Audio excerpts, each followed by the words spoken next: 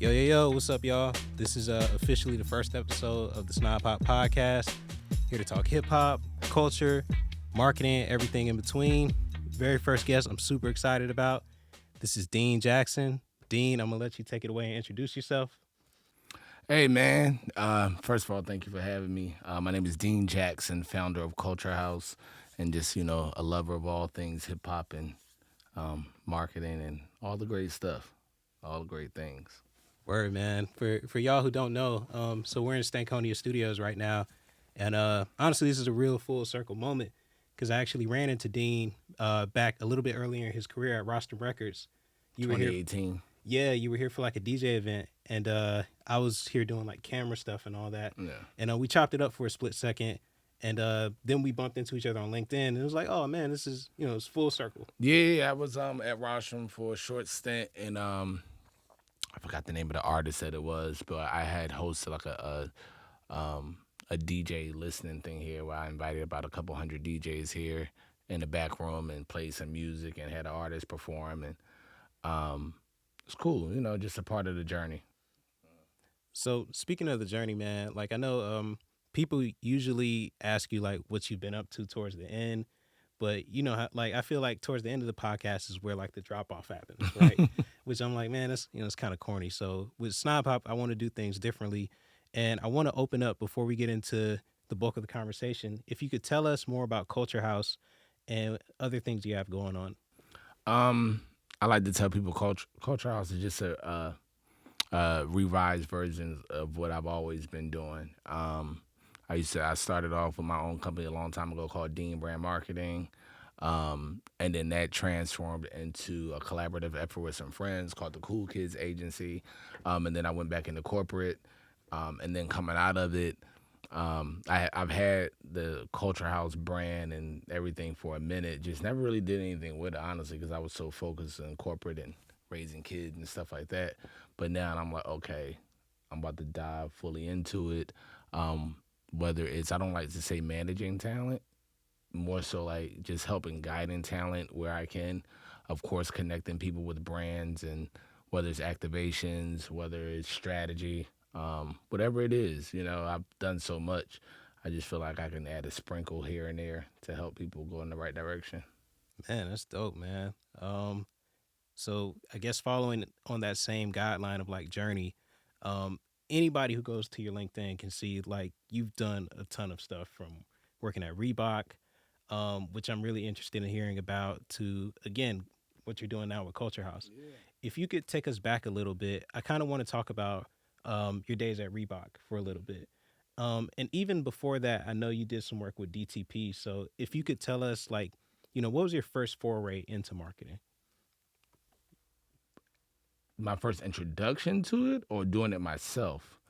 I like to tell people, when you're young, teenager, high school, you don't even know what certain things are, right? You just see it, right? You see an artist album coming out when it was you getting a No Limit CD from the store in your high school, right? But you don't really know the practical steps of how you received that CD, right? And it all goes through marketing, right? Yeah. Or you got your Tommy Hilfiger FUBU shirt in high school, right? And it's the hot thing, you got to buy it. But there is a marketing strategy that was created and planned to make you even want to pick that shirt up off the shelf to purchase it, right? So I've always been intrigued by those kind of things, even as a young person. And I always tell people, as a lover of hip hop, culture, music, everything, I never looked at it like, oh, I want to do marketing, right? It wasn't until I tell everybody this, I was sitting at home, maybe 11th, 12th grade, I think 12th grade, and I was watching the MTV Diary of Ja Rule, never forget it. And one of the scenes, he was walking to go do like a radio interview or something, and this lady was walking with him, and her name popped up on the screen, and it said Julie Greenwald, director of marketing at Def Jam Records. I was like, oh, that's what I want to do. And the only reason why I said that was because she was walking with a superstar. I'm in high school. I'm like, Ja Rule's the biggest thing on the planet, that kind of thing. I'm like, well, Jim, she get to hang out with the celebs. That's what I want to do. So I literally went to school the next day, went to my counselor, like, yo, I want to transfer into marketing club. Like, I signed up for like DECA, after school marketing programs, all in high school, like literally the next day. And and then started doing like this co-op program when I was in 12th grade. I would go to school in the day and then go to night school at Atlanta Area Tech. They earn college credits as a 12th grader taking marketing courses. Like, so just dove straight into it. I was like, oh, this is what it is, because not only do you get to contribute the ideas, I felt like the only other people that get to contribute the ideas in music were A&Rs Right. at an early age. That's all I knew. So I was like, oh, this is the other team that gets to sit at the table with the artists and travel with the artists and do all these kind of things until you learn more about it. Um, but then, that was it. And then as you start learning more and more, then it was like I heard about this guy named Steve Stout, right? And like, oh, Jay-Z starting this marketing company with Steve Stout and, Reebok and this and that and Allen Iverson and Jadakiss. You start seeing these things like, yo, well, I like Allen Iverson. I like Jadakiss. I like rap. Oh, and you can get paid to do a commercial? You didn't know that. Like, I knew about advertising from a high level, like from a consumer level, like, oh, look at that billboard, look at that. But to know that as a young black person, you can go into a corporate space, contribute an idea, and then bring it to the world.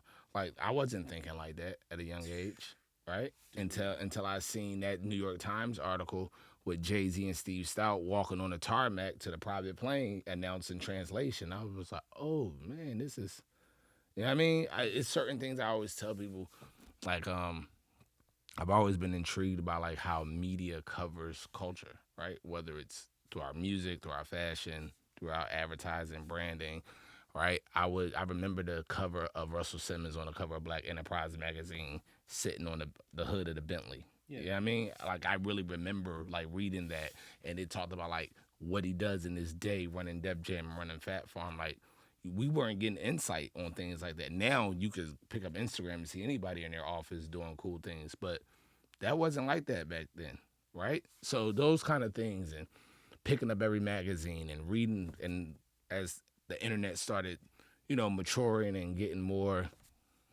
evolved, every blog, every website, like literally every day I would go on Ad Age, Fast Company, Adweek, TechCrunch, and of course the Source, Double XL, and all those kind of things. So just always searching for, information. Yeah, you became a student of it. I try to be.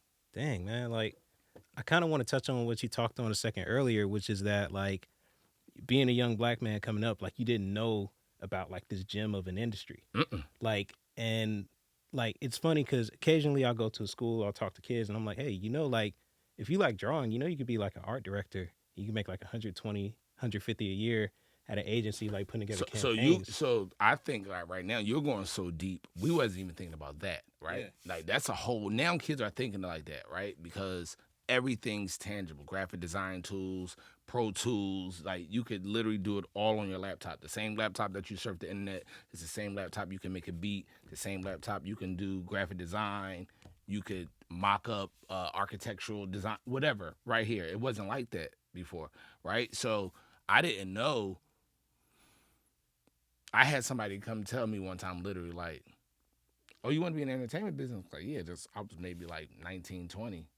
You can be a doctor and be in the entertainment business. There's like, the superstars have doctors that go on tour with them, and physicians and this and that. Oh, really?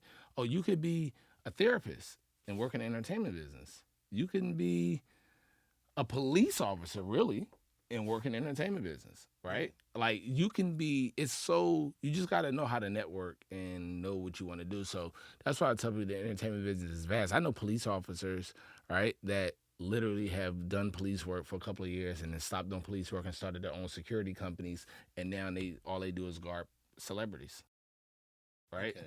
Like, so, I think that when we talk about the entertainment business in 2023 and moving to the future, I think we have to let young people know that you can literally do anything you want, right, and still be adjacent to the entertainment business if you choose to do so. And when I say entertainment, advertising, fashion, you want to be a creative director, you want to be a graphic designer, you want to start your own podcast, whatever it is, right? So I just let people know, like, you don't have to be like, oh, I'm going to drop out of school and I'm going to focus on trying to do this music thing and all that. That's what I did. So, take it all back, I would probably do a little bit different. Nah, I feel you though. Like, so you become a student of it, and then you end up moving into the world of brand. right? Um, can you talk a little bit about that and maybe like the most fun campaign you worked on, or maybe the most impactful campaign to your career? So how you get into that? It's like you say moving into the world of brand. I don't know if I moved into it. I don't know if I forced myself into it or fell into it. To be honest with you, all I knew at that time was okay. Julie Greenwald was director of marketing at Def Jam. Steve Stout is doing this thing with brands and hip hop and this. I didn't know nothing else. So I was an intern. I was an intern at DTP during this time. And literally, I got a random phone call from a friend out from New York that said, "Yo, I'm looking for Jermaine Dupri or Ti." This was the call I got. I'm looking for Jermaine Dupri or Ti because I got New Era, and I want to do this hat deal with them. I said, "Whoa!" I said, I was young. I was like, I don't know how to get in contact with Jermaine Dupri and Ti, but I can get in contact with Ludacris, right? I remember I received this call while I was sitting in Ludacris' office, and they was like, okay. They was like, well, Ludacris got braids. We don't know. I'm like, yo, I think I can pull this off, right? And that's how it started. And I put this deal together for Ludacris and New Era hats. And at this time, they were still doing print magazines. This was like right before print magazines stopped for real. And it really wasn't. It wasn't Instagram. Instagram didn't come to 2010. This is around 2007, 2008. So Instagram didn't come to 2010. So we literally did like print ads and Source and Double XL and Vibe and Slam magazine, right, of the campaign. And we opened the New Era store, which is now closed, but opened a New Era store that was downtown Atlanta by Centennial Park, grand opening with Ludacris. We did about 10 hats over a couple of years. Sponsored Luda Day weekend for a couple of years. Sponsor like his 30th birthday party in Vegas. All these things. I was like, oh man, that was my first. That was the thing that made me feel like I can do this. Like I just put a brand with a top talent together. I can do this, right? And that's all. I think that's all you need as a young person to be like somebody that can say, I want to give you an opportunity, and then you take the opportunity and say, I can do this. And I think that's what you need as an individual, especially a creative individual, to start your journey to push forward. And to So think all of it started with a phone call, like, yeah, and then like it wasn't you got someone they weren't even thinking of, and like it became a huge success. yeah. At that time, it was the number one selling new collaborative New Era hat in history when he did it, because we did it up against a Fast and Furious movie. Was it? Was it too fast or No, it after that? wasn't Too Fast. It was after that. Um, I think it was Fast Four, Fast whatever one came out around 2007, 2008. It was that one.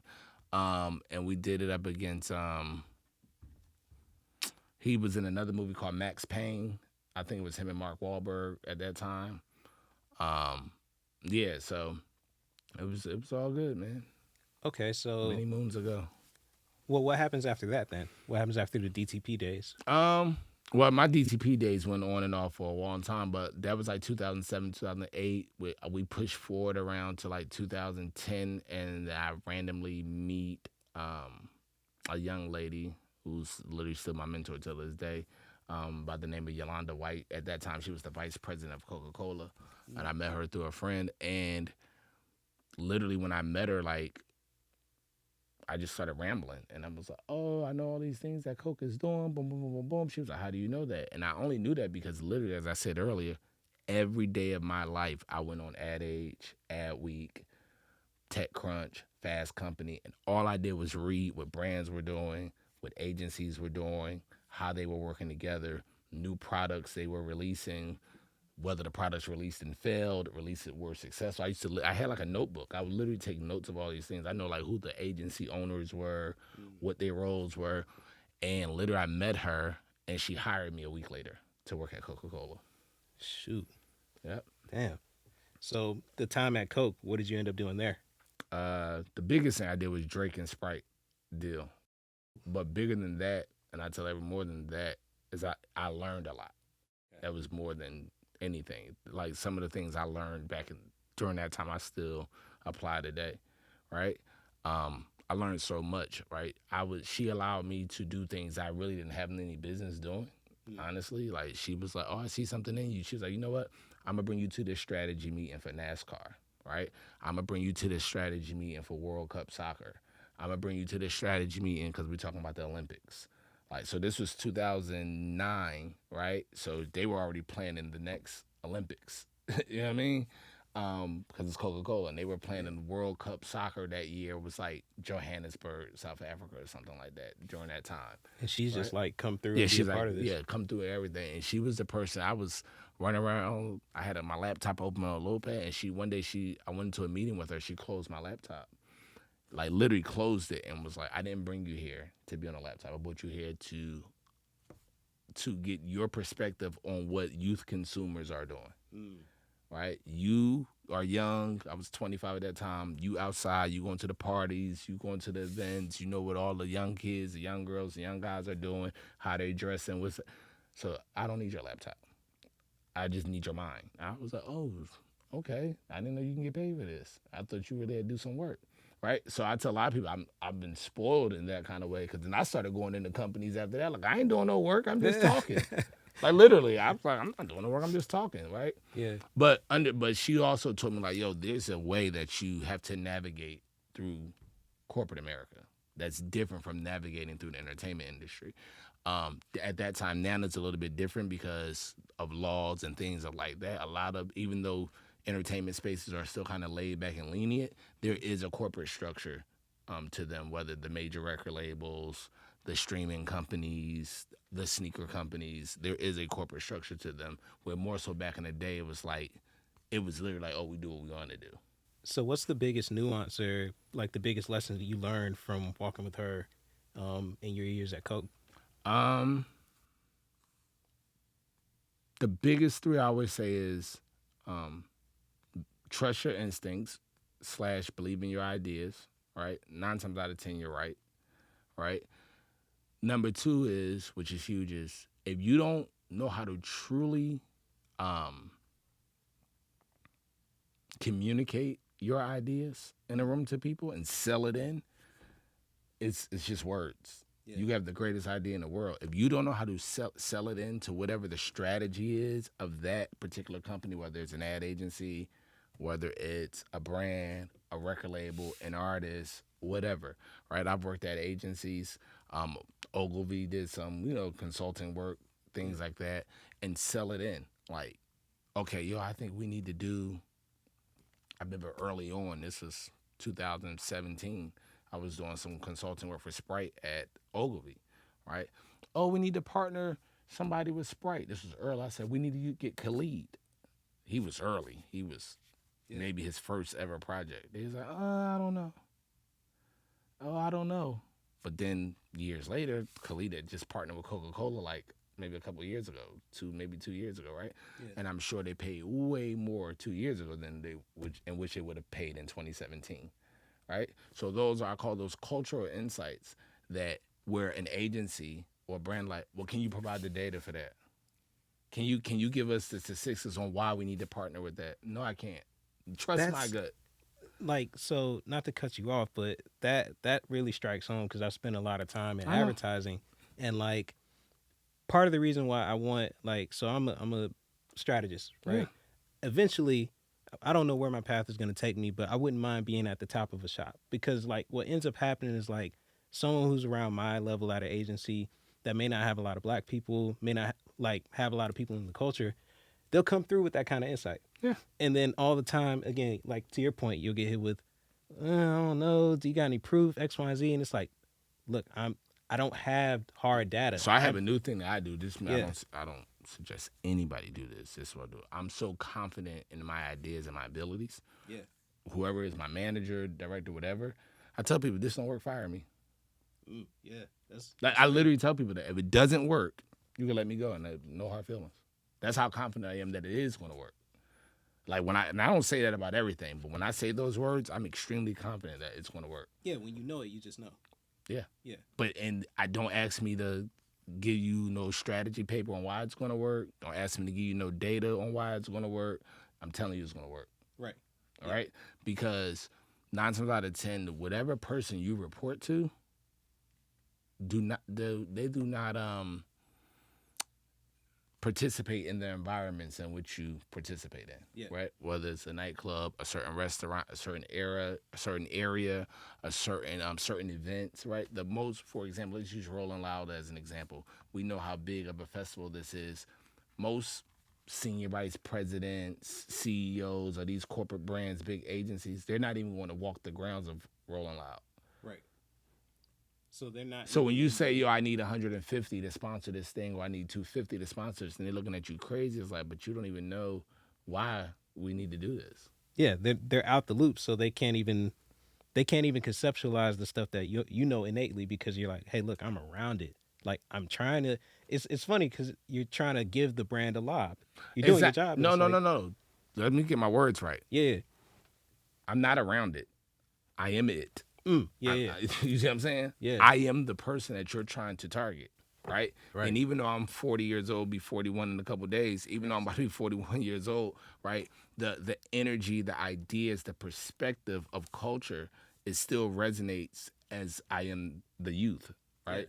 It's still, that's the thing that's beautiful about hip hop culture.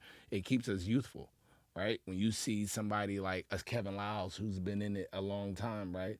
If you have a conversation with him, he still knows what's going on the ground level, right? Because when you're Kevin Lyles and you're doing deals, label deals with Young Thug and artists like that, that's young and energetic, right, and know what's going on, like you have to have some kind of perspective of what's happening on the ground. To be 50 something years old, I'm like, no, I know I need to sign that artist right there, right? Most 50 something year olds don't know that. yeah. That's real. They don't know I need to sign that 17-year-old kid. So how? I mean, and I'm imagining it's just by being outside still. Like, how have you Yeah. been able to keep your pulse on things? I have a firm uh I have a saying that you can't market to the culture from behind the desk. Real. You cannot market to the culture from behind the desk. You have to be outside. So I tell everybody I take advantage of my corporate cards and my expense accounts, right? I'm gonna go everywhere. Right, I'm gonna go to Miami. I'm gonna go to New York. I'm gonna go to Chicago. If I was living on the West Coast, I'm always touching back down in Atlanta. I'm gonna go to Texas. What's happening? You can't tell me, for example, oh, you have an artist that's from Alabama, right? I need to go to Alabama. I need to go there. I need to see what's going on there. Why is he important? Why is he or she important? Why is he hot? Right? I can't. I'm not just gonna sit on my phone and look at TikTok and look at Instagram and be like, oh, yo, they got a lot of numbers. They got a lot of views. That don't mean nothing. I can show you a lot of artists that have a lot of Instagram following, a lot of TikTok following, maybe the cool song, right? And can't sell 500 hard tickets. Can't sell. So, an artist like that. All right. So let's say you got your pulse on things. You keeping a pulse on things. You know what's going on. Like when it comes to getting like those artists to brands these days, like I know you trust your gut and you're like, hey, look, if this doesn't work, then fire me, right?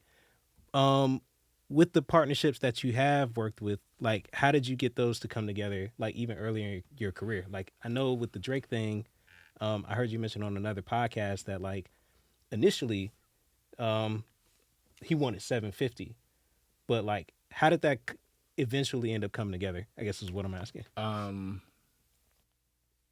Time, the ability to sometimes people have to see things. So I went, like I said, I went super early. I got to ask the question there, like, hey, who should we partner with? Spray. I said Drake. It just blurted something out, but not just blurting out, but knowing to say his name because he was the hottest thing. It was so far gone. Everybody was playing it. It was the thing, right? Yeah. And I'm like, there's nobody else you can partner with except this person. He's the hottest kid right now, right? Right. The reason that the 750 came into play, I always say that because he knew his value at an early age and early time in his career, right? For him to blurt that number out, they'll be like, yo, I ain't doing nothing for seven. That's an enormous number. Even right now in 2023, if somebody gets 750 to do a partnership, right? That's not like the super A-list, a new artist just come out. Let's think about this again. New artist, first EP, first project. Right, and they're asking for 750 for anything. Crazy. It's crazy. Yeah. Right.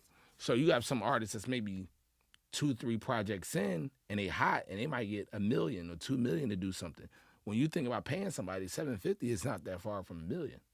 You know what I mean? Yeah. So it's not that far from 1.5. So, so he knew his value. He stood on it, right? At that time, the brand said no, rightfully so. If you know, why would I give this new kid that, right? And just what happened, he kept doing his thing, got hotter, came back to the table. It was a lot more. So, um, the gut instinct is when you know as a if you a true fan and consumer and student of this, you can tell when a new artist is going to be like a flash in the pants. They're going to have a year, maybe two, and they're not going to be here no more, or they're going about to be the thing. That they're going to be here for a while. I brought Lotto to Reebok, right? Ooh. I bought Lotto to Reebok. Shout out to Brandon. Brandon called me. This is how fast it happens. The speed of culture. Yeah. Lotto was coming to Boston. She had to open. She was opening act for Lil TJ. Let's think about this. This was January of 2020. She was the opening act for Lil TJ. And Brandon called me. He said, "Yo, bro, we about to be in Boston." I said, "Yo, come by the Reebok office. I'm gonna give y'all some product, walk y'all around." So give them some product, Yeah. walk them around, introduced her and Brandon to everybody, and said, "Yo, like she's the next thing. Like she's the real deal. I think we should do something with her." And at that time, I got a lot of pushback because she was a new artist and they didn't see it. Long story short, what 6, 7, 8, 9 months later, Lotto was born. She was Lotto. Maybe within 9 months later. So if we could have possibly gotten her for 6 figures at that time, right? Now that cost us probably 7 figures, low 7 figures to sign her 8, 9, 10 months later, right? So just those kind of insights, just knowing that hey, this person is going to be the real deal. Like this person is going to be the real deal. And that's just an insight that you just have. We watched Lotto from the rap game with Jermaine Dupri. And even at that time, we could tell she was a star, right? She was young. She had to grow into who she was as an artist. And she's Lotto. She's Lotto. Yeah. So once again, you could have got her for let's say $100,000, $150,000 in January of 2020, and if anybody wants to do a deal with her right now, millions. So those are once again cultural insights that's hard to explain to people. Like, yo, this is the real deal. I'm not just saying this because I'm saying it. Like this is the real deal. Like so. So what do you wish like that's interesting. Like, is there something that you wish brands would like know when it comes to like Yeah, I'll tell you, be 100% honest with you. Brands have to stop empowering non-black people to lead black culture. Simple. full stop? Yeah. Not just brands, corporate record labels, advertising agencies, brands. If there is a specific and very very specific and cultural insights and knowledge that you have to possess, right? That is a lot of times is not backed up by data. All right? They'll be like, yo, right? If you take Carlton Banks from the Fresh Prince of Bel-Air, right? And then you bleed that over a couple years later and that becomes Young Dro, right? You can't quantify that on paper and why Young Dro is successful early in his career, right? The fact that he literally was a carbon copy. He was a hood version of Carlton Banks. The polo shirts, he had the sweaters tied up over it, the preppy, the shorts. He was doing that first, literally. Yeah. Like Young Dro was. Yeah. The bright, super bright colors. 2009, Yeah. Swag era. Super bright colors. He was Carlton Banks. You can't put that on paper and say, this is why this works. Right. You have to know the importance of what the character Carlton Banks was in culture to why it works. Because if you show Ralph Lauren, they still, I imagine there would still be such a disconnect where they're like, why would we ever want to associate with this guy? Yeah. And it's like, and to someone in the culture, you're like, no, this is a slam dunk. Now, this is so crazy. Culture has sped up so fast, and it's still sped up fast, but at the same time, it has a lot of catching up to do. If you bring Young Dro, Shoulder Lean, all that whole movement into 2023, he's probably walking the runway at Ralph Lauren Fashion Show this fall. Yeah, yeah, Because now now the brands are like, oh, we have to find a hip hop artist or somebody cool, or even if it's not fashion show, oh, let's give him some product and he can do some sponsored posts on Instagram, whatever. right. You know what I'm saying? We can seed him product, whatever. You know what I'm saying? Those kind of things. Even now that you mention it, like looking at Ice Spice, like like she did that partnership with eBay and Vogue, and they had her at the Met Gala. But you want to know what it is? Yeah, It's the two words I always say is honest and authentic, right? It's when you look at early Nicki Minaj when she was on the battle rap DVDs and all kind of stuff, she was a raw New York girl. Same thing with Cardi B, raw New York girl, right? I like Lola Brooke, you know, same thing, right? And that's what Ice Spice is, right? Ice Spice is, oh, it shows the variety of the types of women and people and artists that's in New York, in a city like New York, right? It's not even a carbon copy. She's actually doing her own thing. She's in a lane by herself, right? It's almost like, I tell people, she might be like the East Coast version of Sweetie. And I just said off the top of my head, but she might be the East Coast version of Sweetie. yeah, I can see it. Like, for real. I mean, she's got records, and like, because I was having this debate with someone the other day, and naturally it stemmed from like a LinkedIn thing. They were like, "Oh no, man, you know, if you like that, da da da." I'm like, "Look, man, that girl is a star. Yeah. Like, she got the records, she got the look.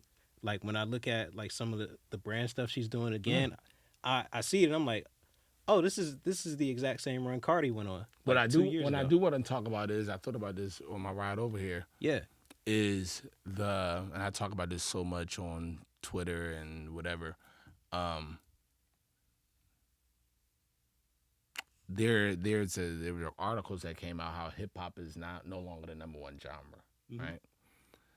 And I believe the direct correlation to the reason why hip hop is no longer the number one genre, because people don't care.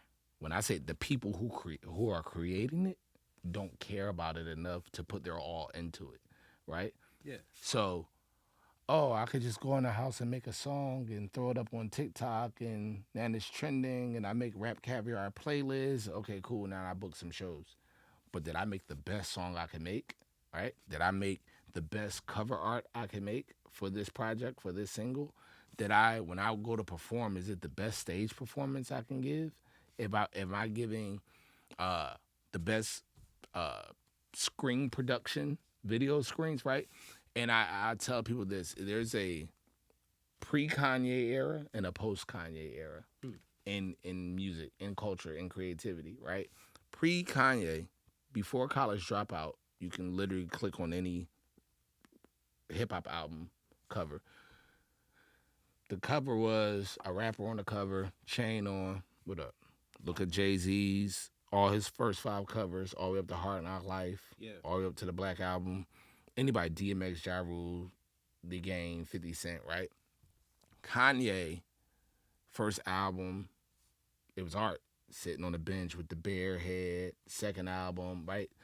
It was thematic. It was a theme to it, right? The bears.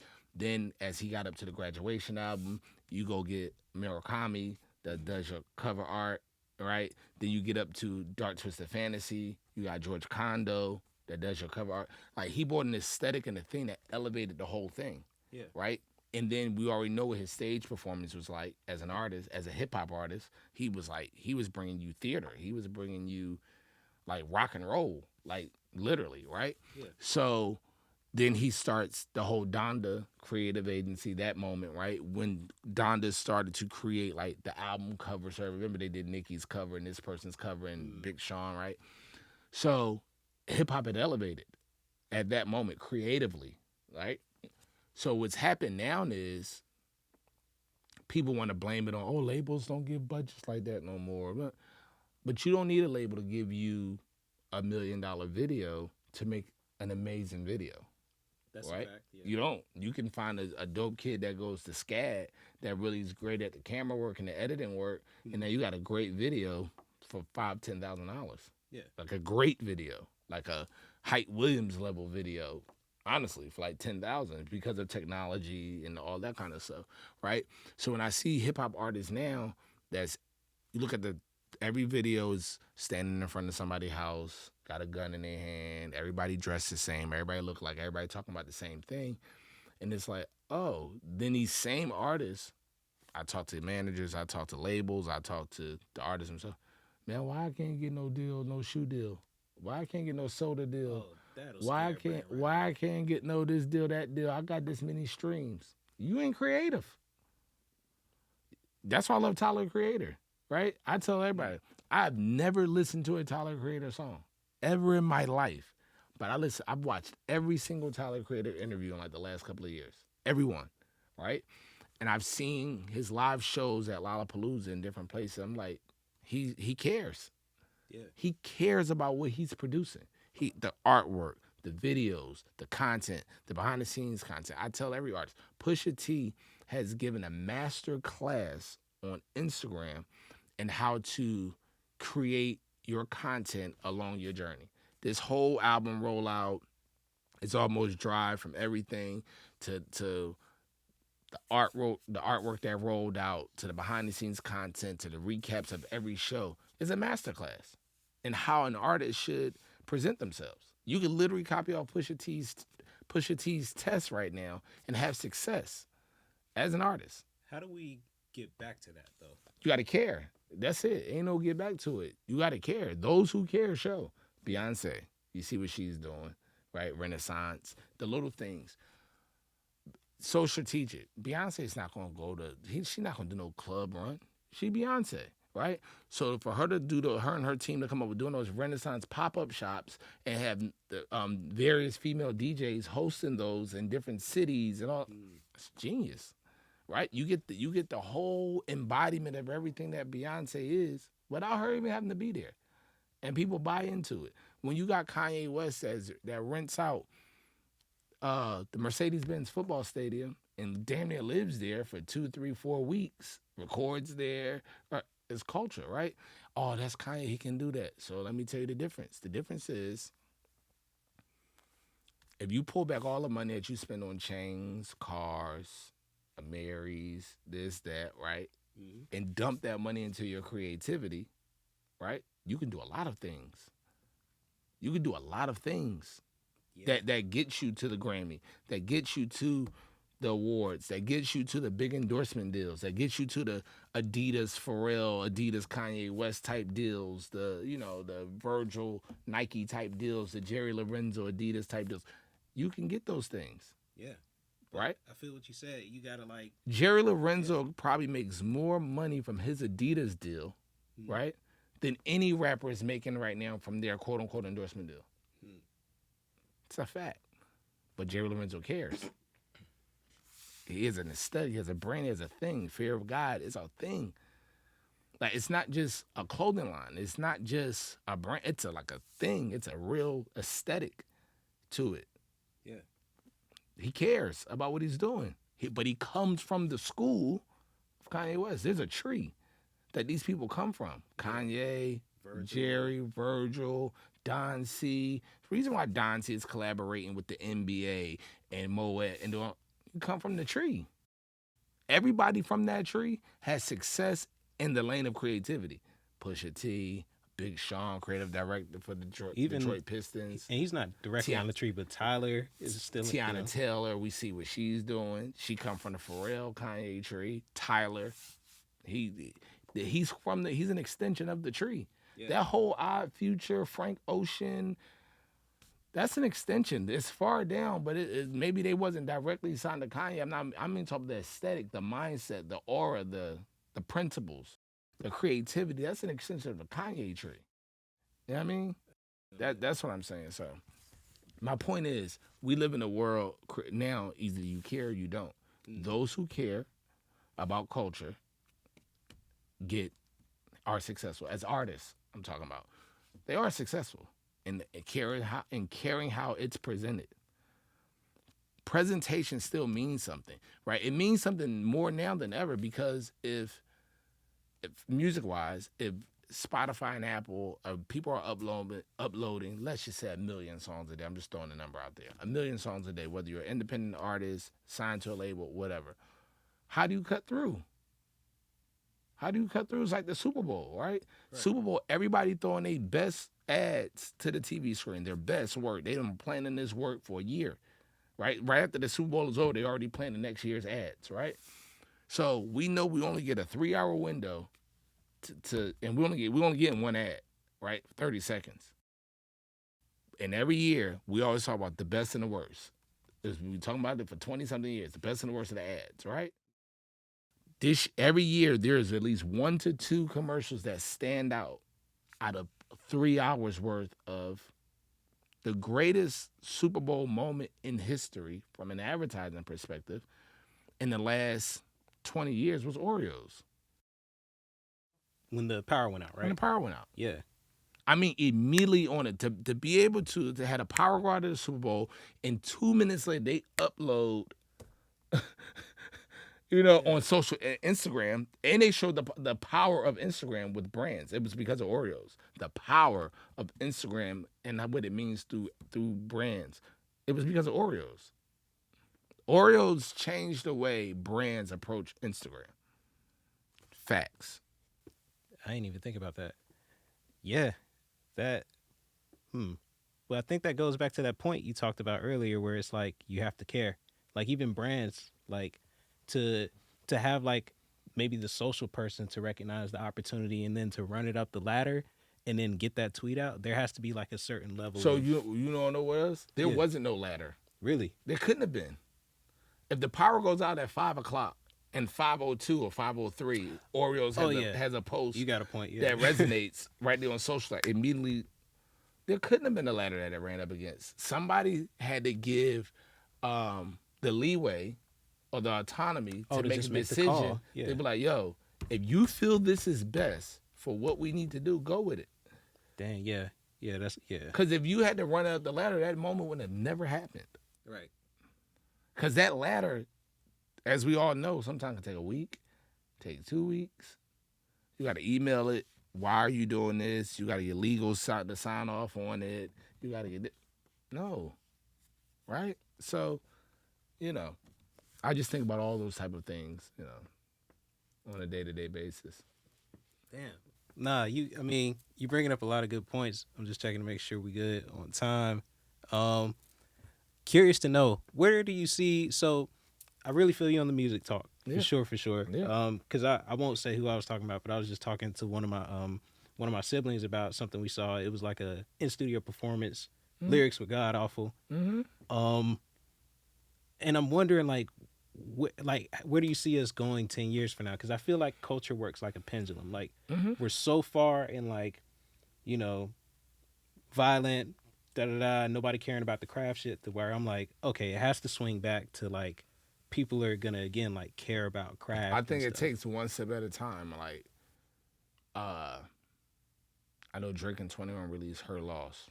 Great artwork. Like, I look at it like a check boxes type thing. Mm-hmm. Okay, such and such putting a song out.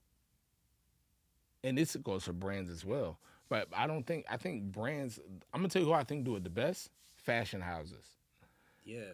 And that's why Kanye West is Kanye West, though. But remember, he interned at Fendi, and he did that, and he was always that. He was always the art student, and Virgil was always art and architecture. That's why it always came out like that. Yeah. Kanye was studying Ralph Lauren, Karl Lagerfeld, and Tom Ford. That's what he was studying, right? He already was with the number one rapper. He didn't have to study no other rappers, right? He had Hove. Yeah. Right? And, Talib Kweli and Mos Def, who are at the top of their game, right? But then, hip-hop wouldn't have known about Murakami if it wasn't for Kanye West. That's a fact. Yeah. That's a fact. You wouldn't even known about it. Maybe years later. But at that time, when he did the cover of Graduation, when he did the Runaway performance at MTV Awards with the red suit on and playing the beat on stage and all that kind of stuff, that's what I mean, executing creativity at the highest level. That's what I mean. The dancers, the violinists, the this and that. That's what I mean. When the Runaway film is a 35-minute film, it's basically hip hop's version of Thriller. Remember, Thriller was a long form short movie, right? The Runaway film is hip hop's version of Thriller. It's exactly what it is. You know what I mean? Yeah. Like him doing 808s and Heartbreaks, taking those kind of risks, the auto tune and that, and Changing the sound of music. if it wasn't for 808s and Heartbreaks, we don't receive Drake the way we do. Yeah. We don't even receive him the way we do. Kanye made it palatable. But nobody will ever say that, but that's what the truth is. Right? He made it cool for people. Hip hop was always about originality, being authentic. But when he came with the polo shirts flipped up, the collar flipped up, Louis backpack on, jeans on it with Louis loafers, he was doing that first. Right? Yeah. Like if people go back and listen to Pharrell's first album, In My Mind, when he was talking about Richard Mille Watch, first time it was pretty much mentioned in hip hop. That was like from a mainstream artist, that was the first time Richard Mille was ever mentioned. For real. Now we in 2023 and people are like, oh, I got the Richard Mille. He be off that. He did that 20 years ago. Yeah. Right? He set the trend. He set a lot of trends. Jay-Z on honestly, the cover of the Blueprint. He had on the Audemars watch, 2001. Whoa, for real. Yeah, he had on the AP on the cover. Oh man. So what I'm saying is, yeah. like now this 20 years later, and rappers are talking about, I got an AP, I got this, and that's why I'm like, that's why they be laughing. That's why people like Kanye and Pharrell and Jay be laughing at people like, I did that in 2001. Yeah. Damn. I did that. Jay-Z presidential Rolex on Rolex on Reasonable Doubt. But that's why they're still at the top, because like they're years ahead of everyone else. Brand partnerships, understanding when Jay-Z does On to the Next One video, and that's the first time the Jaguar XJ8 is ever even shown. Yeah. You know what I'm saying? Like understanding product integration. The Ace of Spade and the Show Me What You Got video. First time it's ever seen a gold bottle. Nobody knew what it was. Like nobody knew what it was. Yeah. You see what I'm saying? Was he part owner of it back then too? Yeah. Ah, man. Hey man, genius.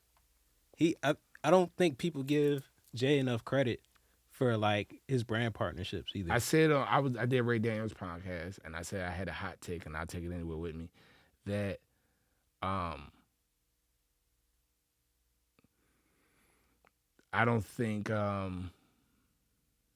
don't want to say underrated. It's almost like it's damn near underappreciated because it's like you expect certain things. It's like if LeBron goes on court and gives you 20 points, 10 rebounds, and 6 assists, you say he was a failure. Yeah, because you say expect he 30. was a failure for 20, 10, and 6. If any other player in the NBA gets you 26 and 20, 10, and 6, max contract, and you talking about him all night on ESPN. Max contract. Like, oh my God, 20, 10, and 6. Right? Because you've done it at a high level for so long that everybody else's ceiling is your floor. Everybody else's ceiling is your floor. Right? So when somebody say, I don't like Jay-Z Kingdom Come album, or I don't like Jay-Z Magna Carta album, give any other rapper Magna Carta. Same beats, same words, same order, same features. Get that same album to J. Cole. Get that same album to Kendrick. Get that same album to any quote-unquote rapper. We're going to say they got a classic. 100%. You're going to say they got a classic. That's what I mean. Like, so it's same thing with Kanye. Oh, I don't like Donda. I don't like Yeezus. What has anybody done, right? That has for most people, I'm talking about just in music. First of all, y'all not even as passionate as Kanye about whatever you do. About whatever you do, you're not even as passionate as Kanye West. Yeah. Right? I always tell people, I want to be as passionate as Kanye and as humble as Pharrell. Right? I don't think nobody's from an artistic standpoint is more passionate about what they do or have shown us the passion. Diddy has been that way in the past. He's shown us, but he was more of an executive always than an artist, right? I'm talking from an artistic standpoint. Like Kanye showed us early in the days, right? A lot of people seen the Genius movie, right? So you've seen that he was always like that. If you watch that, even when he had no money, even when he was in that little room making beats, he was still the same person he is today. The same perspective, same mindset, same passion, right? When I remember when he was doing something, he was making a Stronger song. He mixed Stronger 26 times because he didn't think it sounded right. He mixed it. Like, that's a level of care. Yeah. He was like, yo, the song had already released. I heard it on the radio. I ain't like it. Got it back, stopped it. That's when he took it to Timbaland, added the drums to it, and then re-released it. That's a level of care. Do you know how many artists put out songs today with terrible fucking drums? Yeah. Oh yeah. And they don't care about enhancing those drums? Yeah. Like Like, I remember said something one time. He was talking to about like developing his tracks, and he was like, hey, like slow down on releasing all this material. Like maybe take a solid 10 or 12 of these and like turn it into something. look, man, my point is this. It's not just about hip hop, about anything. Look at Kobe Bryant's approach to the game. Look at Tom Brady's approach to the game. Everybody has the same thing in common, no matter what it is. Look at Jerry Rice's approach to the game, right? Oprah Winfrey's approach to media. Tyler Perry's approach to TV and film, right? Anybody, it's not about black or white, anybody that's deemed great or the best at what they do, they all have that in common. They are that passionate about what they do. Their approach and preparation to what they do is on another level, another stratosphere, right? And I used to hear people like Diddy say, man, I wake up at 5 o'clock in the morning. I'm like, why is he waking up at 5 o'clock in the morning? Everybody sleep. I used to think that. I get it now. I wake up 5. If you in New York and you wake up at 5, right? It's 2 in LA, right? Why are you waking up at 5? If you wake up at 5 and go through, and we all know this, working in corporate before agency, you get to work and you open up your computer at 10, you might have 99 unread emails that need to be replied to, that need answers. So if you just look at a practical, I'm waking up at 5 in the morning. Let me answer every email before the day even gets started. Everybody sleep. I'm answering everybody's emails. Boom. East Coast, West Coast, overseas, wherever they at. Knock that out. Like, really prep my day, right? Any work I need done. Okay, ideas. Or I know I want to sell this idea into the company. Cool. Boom, this is who I need to talk to. Boom. Like, you could just, so by the time you get to 10 o'clock, you already put 5 hours worth of work in. Yeah. By the time you get to 10 a.m., I ain't get it. Back when they used to say that, I wake up at 5 o'clock in the morning. Why is he waking up at 5 in the morning? I get it. That's why you're a billion up. He started before everybody else. Damn, man. Yeah. I guess to end there, is there any final message that you want to give to people watching, whether it's a young creative, marketing exec, whoever? It'd be to young people. Trust yourself, trust your ideas, trust your instincts, and don't be afraid to fail. That's it. Hey man, y'all heard it, man. Dean Jackson, I've really enjoyed this conversation, man, and appreciate running into you again. No, I appreciate you and keep up what you're doing. You know, the podcast, the blog. You know, I like your perspective on what you're sharing, and you know how you look at it.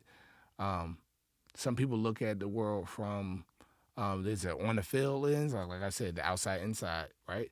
Some people, in the streets, whatever. Some people in the streets, some people on the sidewalk, some people watching it from the window, right? Some people on the court playing the game, some people on the bench, and some people in the stands, right? So that perspective on how you're viewing things is great. Like, you know, yeah, like I said, I hit you. I was like, man, I might want to start a blog again or something, man. Like, to be honest with you, I'm just bored with all this out here. I'm bored with music. I'm bored with how people are presenting themselves. That's why it shouldn't be a moment. Like, Jay-Z's my favorite rapper, everything, right? when he releases God did, when Khaled releases God did, right? As great as Jay-Z's verse is and all those things, that shouldn't be that big of a moment. What? How do you? Well, It shouldn't be that big of a moment because if everybody's doing great shit at a high level, then when somebody does one thing, you know what I'm saying? When somebody jumps from the free throw line, it shouldn't be like, oh my God, he jumped from the free throw line, right?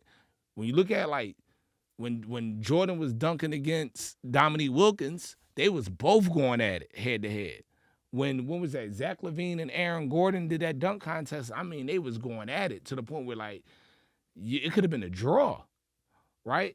Him doing God did verse was like Vince Carter being in the dunk contest. It's like you just know like it's over. Like you don't even know why everybody else is here. Like honestly, you don't even know why everybody else is here. I feel you on that. Like, and again, I think that goes back to what you were talking about earlier with care. Like, and I'm a Jay fan too. I feel like people really don't get how good he is. Like, even to the fact of, like, this guy's in the Songwriters Hall of Fame. Like, First rapper ever. first rapper ever, and I think people don't remember. And he did it without a pen. Without a pen. The other part is this. You could be at the biggest tech conference in the world, right? All the VCs, all the people, right? But when Steve Jobs walk in the room, it's different. Yeah, It ain't the same, that's real. right? You can be in any gym in the world. It's different when Kobe Bryant walk in that gym, or LeBron walk, or KD walk in that gym. We at Rucker Park, and we seen it. You can go on YouTube, look at KD at Rucker Park, the video. He made like 9 shots in a row from like from the 3-point line, like killing. It's a reason for that. Like preparation. Kobe Bryant talked about how when he had to play against Iverson in the finals, Steve Stout talked about it too, how Kobe called Steve Stout and was like, yo, I want you to take me to Rucker Park, and I want you to find the best ball handlers in New York City. And I'm just gonna play defense. I just want them to line up and just dribble towards me, and I gotta try to stop them. Because I gotta prep for Allen Iverson. That's a level of care what I'm talking about. Damn. That's a level of care. Kobe Bryant calling Steve Stout, I'm coming to New York. I live in LA, I'm coming to New York, I'm coming to Rucker Park. I'm going to stand at the free throw line, and I want a line of the best ball handlers in New York to dribble towards me. My only goal is to stop them. I'm not trying to score. Because I have to prep for Allen Iverson. That's what I mean by caring about what the fuck you doing. Damn. I had never heard that Kobe story either. And to think he called Stout, like, I never would have made that connection. I'm just saying. Like, that's what I mean. Like, when I be like, oh, people don't really care. Yeah. No more. Like, when you call, like, people don't understand, like, R.I.P. to Virgil, right? Virgil got a lot of credit for doing them album covers and stuff like that, but it was really Joe Perez, right? Okay. People don't do their homework, though. If you go Google Joe Perez and go to his website, you'll see every Donda cover that was created. You know what I'm saying?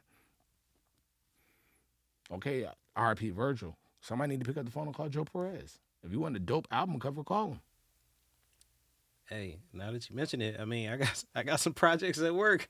I might be like, yo, I need to look into him now. Cause yeah, I mean, you always hear about, like you said, Virgil, but was Virgil like Virgil was like that. Virgil was the idea guy, and I don't want to take nothing away from him, but you know, from what I've read, like Virgil was like that creative director, like, yo, this is what I envision, boom, boom, boom, boom, boom, and him and Joe Perez worked collaboratively to bring those things to life. Gotcha. You know what I'm saying? But Joe Perez, he does that. He's the real deal. Yeah, so the essence of what they were working on is still here. We can still tap into that. Yeah, that whole Donda creative thing, right? Where you see what Tiana Taylor is doing, right? Mm-hmm. She's an extension of that. You see what Pusha T is doing. It's a reason. You see artists like Kid Cudi, Tyler the Creator. That's from the Kanye tree, man. Like, I'm telling you, and I just think that nobody cares.